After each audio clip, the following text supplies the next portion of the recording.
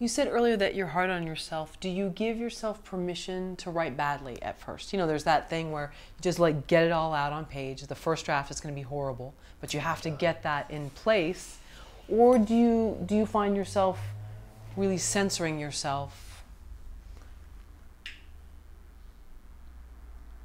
I have tried to, you know, for me, my own journey right now as a writer, I have tried to be more and more imperfect as I've grown as a writer. You know, I've tried to be better at letting things go. And I'm not sure whether that's a maturing process as a writer or whether that's simply specific to like my own kind of like journey, you know.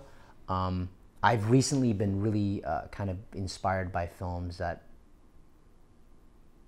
seem imperfect in a lot of ways, and that's kind of like inspired me in some ways. What's imperfect about them? The characters or the actual story? I think they're imperfect in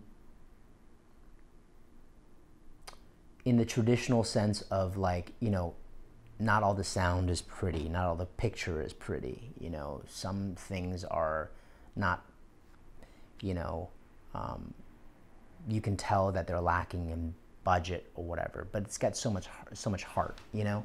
So I don't know, you know, I mean, some films kind of find that in editing, you know. It's really kind of a strange, filmmaking is kind of a strange thing in the sense that what the audience sees and what the audience either admires or does not like,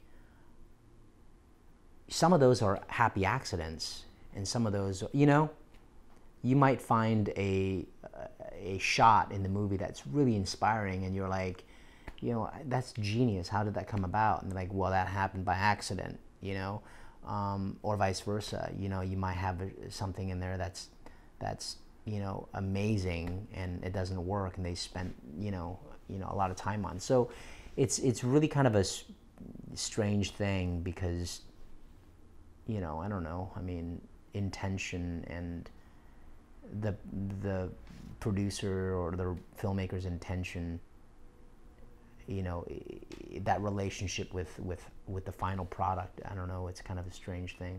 Yeah, I can think of a few films where I've seen the boom mic right. in the film and I still love it, you Yeah.